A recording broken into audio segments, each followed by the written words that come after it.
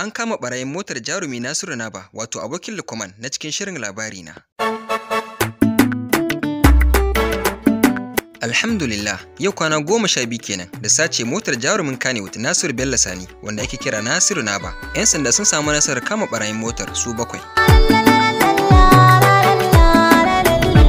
Idan kun tuna, a ranar 31 ga watan Maris shekara ta 2021, wasu waɗanda ba a san ko suwaye ba suka haura gidan jarumin a unguwar Maidile a Kano, suka kwace masa kayayyaki ciki har da sabuwar motarsa wadda kwananta ɗaya tak da siya. A jiya Asabar, 'yan sanda a Kano sun cafke 'yan fashin da suka haura gidan matashin jarumin na cikin shirin fim ɗin nan mai dogon zango na labari na wanda ake nunawa a tashar talabijin ta Arewa 24.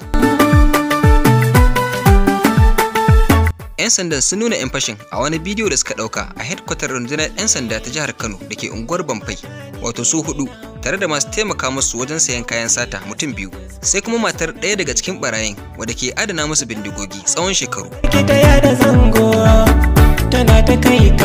Yanzu kuma za ku ji bayanin yadda aka kama waɗannan ɓarayi daga bakin jami'in hulɗa da jama'a na rundunar 'yan sandan jihar Kano, wato DSP Abdullahi Haruna Kiyawa. Jama'a assalamu alaikum, sunana DSP Abdullahi Haruna Kiyawa, jami'in hulɗa da jama'a na rundunar 'yan sandan jihar Kano. Biyo bayan umarnin kwamishinan 'yan sandan jihar Kano CP Sama'ila Sha'ibu Dikko FSI na faɗa da sintiri da kuma aiki kafaɗa da kafaɗa tare da al'umma, Ubangiji Allah maɗaukakin sarki ya ba mu nasara. Ranar 29 ga watan 3 na wannan shekara ta 2021 da misalin karfe 2:30 na dare, mun samu rahoto daga wani bawan Allah da ke zaune a unguwar Maidile a nan Kano akan cewa 'yan fashi da makami sun shiga gidansa da bindigogi da sauran makamai, sun kwaci kayayyakinsa, sannan kuma sun yi fashin motarsa Ford Ja, wanda bayan samun wannan korafi, kwamishinan 'yan sandan jihar Kano CP Sama'ila Sha'ibu Dikko FSI ya tada 'yan sandan Operation Puff Ada, wato kankace kwabo, wanda Allah Ubangiji madaukakin sarki ya bamu nasara, muka fara kama waɗannan wato mutane guda 4. Lokacin da muka kama su, mun kama su da makamai kamar su bindigogi ga su nan, harsashai guda 38 da kuma wukake da kuma wasu daga cikin kayayyakin wato da muka kama su da su, wanda bincike ya sa muka kamo ita matar wannan da take kusa da shi, wanda ita take ɓoye wannan bindiga da ake fita fashi da makami da ita, da kuma waɗannan mutane 2 ga su nan, su kuma su ne masu siya ko in ce karɓar kayan wato da aka yi fashin sa a gidan wannan mutum. Amma dai yanzu ga su ɗaya bayan ɗaya za ku ji daga bakin su. To me sunanka? Sa'idu Abubakar. Shekarunka nawa? 32. Kallo ne nan, a ina kake da zama? Shari'ar Sabon Titi. Wannan abin da yake hannunka menene? Bindiga ce. Na? Bindiga ce. Ta waye? Ta wace.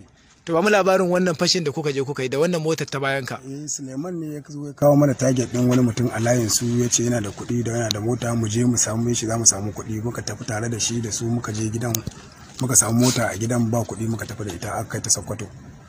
To bayan mota da kuka dauka da bai kuka diba a gidan? Da kwamfutar sa da wayoyinsa. To wannan bindigar? Na'am. A ina ka samu ta? Sabir ne kawo ta daga Sokoto. Ya kawo ta aka yaya? A ya zo aka kawo, ya kawo ta, ya dauki kuɗin sa, ya dauka, ya juya, ya tafi. Ya ne aka kawo ta? Wa aka ba? Ni ya bawa, ya dauki kuɗi 190 na bashi, ya tafi. Ba siya kai kenan? Siya kai. Nawa ka siya? 190. To ai da ganin ka alamu kana aikata irin waɗannan abubuwa, tunda har bindiga ga ta ka siya. Ka iya harba bindiga ne? Ban iya ba dai, na dai koya dai. A ina ka koya? A kanta na koya. A kanta ka koya? Wa ya koya maka? Ni na koya da kaina da ita. To ba mu labarin irin fashi da makami da kai a baya. Gaskiya da yake ban daɗe da farawa, tunda bana gari, ina Abeokuta. Na'am. Na dawo ne kuma da ya kawo ta muka fara yin fashin da ita. Ka yi fashi ya kai shekara nawa kana yi? A baya dai daga dai shekara 6 zuwa yanzu ne. A ina kake fashin? A cikin gari ne dai da inda ya samu kuma. To kamar da me kai fashin su a baya? Mota ce, ana zuwa gida, mota ce nake karba. Ka karbi motoci sun kai guda nawa? Guda 4 aka karba. To Allah ya kiyaye. To me sunanka? Isiyaku Modi. Shekarunka nawa? Shekaru na 28. Ga wani abu a hannunka, menene wannan? Bindiga ce. Na? Bindiga. Ta waye? Ta wace. To ba mu labarin wannan motar ta bayan ka. To magana da mutanen ce zan ma wani bayani a game da motar nan na ma ƙarya, saboda ban san komai akan motar nan, magana ta domin Allah. To ba mu labari bindigan nan da muka kama ka da ita ta dalilin kama abokananka. Bindiga na sai ta a hannun wani yaro Abu Acici, ya haɗa da mai saiwa na sa naira 130. ammunition kuma guda 6 na sai shi a hannun dan Sa'idu naira 5,000. To ba mu labarin abubuwan da kake aikatawa. To magana ta domin Allah ban taba aikata laifi da ita bane. To wannan na farko ne zan yi kuma shi ya kira ni sai aka kama ni. To ba mu labarin laifukan da ka aikata a baya. A wajen baya na aikata laifin fashi. A ina? A nan wajajen Jigawa.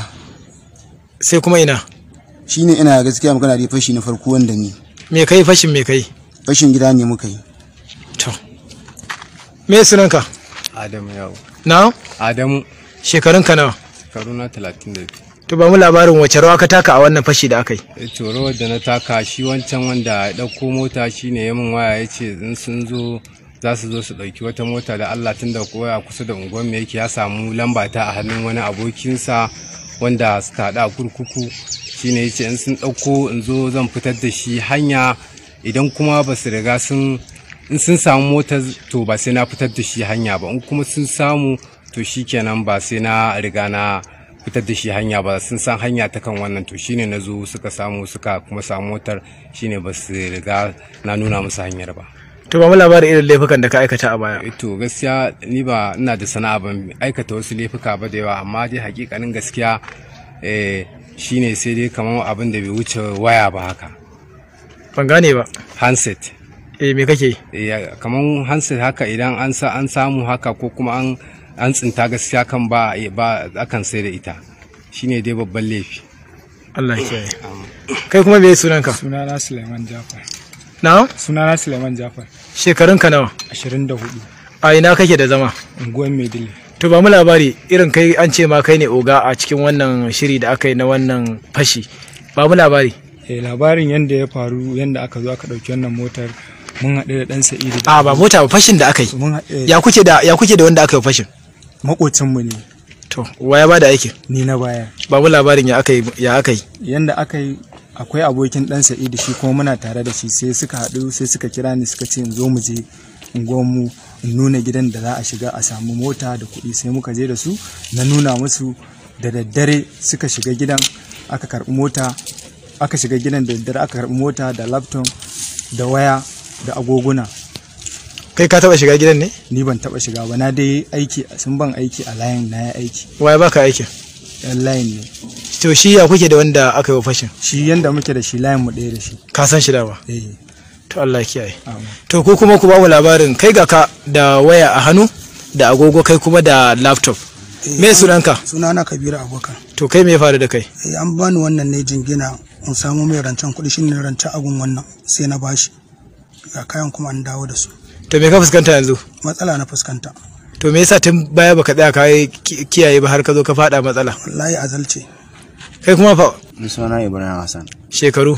27. To ga ka da wata kwamfuta a hannunka ba mu labarin wannan kwamfuta da aka yi ta zo hannunka. Kabiru ne ya zo ya rukuda gona 17,000 sai ya bani jinginarta. Kana karɓar jingina dama? Ai saboda makoci na kasuwa mun fa shekara 10 da shi kuma ban taɓa sanin da wata gugan har Allah bai samu har ɗauki kuɗa na bashi. To yanzu me ka fuskanta? Na fuskanci kalubale kuma an Allah da ka ba sake faruwa da ni ban Allah da zan kiyaye bijar Rasulullahi. To saurake me sunanki? Sunana Zainab Abubakar. Shekarunki nawa? 20. Ya kuke da wannan na tsayen? Mai gidana ne. Na? Mai gidana ne. ƴaƴanku nawa? Yaran mu ɗaya ne. To ba mu labarin ga ki a Banfai. Me kika yi a kawo ki nan? An samu bindiga ne da ammunition a cikin ɗaki na. Wannan shine gaskiya abin da na sani. To me ya faru bindigar da ammunition din nawaye? Nashi ne na mai gidana ne. Me yake da shi? Harka fashi suke yi. Ko kin sani? Gashi suna faɗa yin labarai. To yayi shekaru nawa da wannan bindigar a gidanki? Ban sani ba. Wannan shine gaskiyar lamari. To alhamdulillah kamar yadda kuka gani yanzu haka dai kwamishinan 'yan sandan jihar Kano CP Sama'ila Shaibu Dukku FSI na garin na kowa ya sa an dawo da su babban sashen binciken manyan laifuka da ke Banfai wanda da zarar mun kammala bincike za mu gurfanar da su a gaban kotu kamar yadda doka ta da. Allah ubangiji ya kare mu daga sharrin su. Kai kuma mun kuke cewa? To alhamdulillah bayan kokari da kai na kawo korafi a cikin gaggawa bayan wannan fashi da makami da aka yi a gidanka aka dauki wannan mota taka wato kirar Ford sannan kuma da wasu kayayyaki naka gashi a cikin ikon Allah an samu nasara an samu motar a jihar Zamfara lokacin da ake yunkurin kai ta jihar Sokoto kuma mun kama mutane 4 a ciki har mun samu wato bindigogi guda 2 a ciki ya abun ya faru a takaice. To an shiga gidana ne misalin karfe 1 zuwa 2 na dare an yi mun fashi an shiga gidana misalin karfe 1 zuwa 2 na dare. An nuna min bindiga da wukake, an karɓa min mota, kwamfuta da wayoyina da ta matata da dai sauran kayayyaki. Kuma immediately bayan abin ya faru na sanar da hukuma. Cikin ikon Allah 'yan sandan mu na Kankace Kobo har suka bi su, Allah ya ba su nasarar kama su cikin lokaci kankani. Na gode, Allah ya ƙara musu ƙwazo da ƙarfi. To yanzu ya kai ji a ranka tun da aka samu wannan nasara? Ina jin farin ciki kwarai da gaske, sannan ina ba mutane shawara daga zarar wani abu ya faru su yi ƙoƙarin sanar da hukuma, su yi addu'a sai Allah ya bayyana da gaskiya. Me kake so a yi musu waɗanda suka yi wannan aika-aika? To, ina roƙon gwamnati ta yi musu duk abin da ya dace, mataki mai tsauri ta yadda wasu ba za su yi sha'awar shiga irin aikin ba. Duk da yake dai ana cewa wai wani an kama shi sau 3 sau 4 yana yin wannan aikin kuma yana dawowa, ana kai shi prison kuma ana sakinsa. Daga baya sai ka rasa wace hujja ake bawa alkali ya sake su su dawo su ci gaba da yin. Na yanzu dama waɗannan akwai kasan su ne dama? A ni ɗaya na sani, shine makoci na wanda ya gayyato su suka yi wannan aiki. Ya sunansa? Suleiman sunansa. To Allah kiyaye. Da zarar dai mun kammala bincike kamar yadda kuka ji, insha Allah gaba ɗayan su za mu gurfanar da su a gaban kotu da wannan babban laifi wato na wannan fashi da makami da suka yi.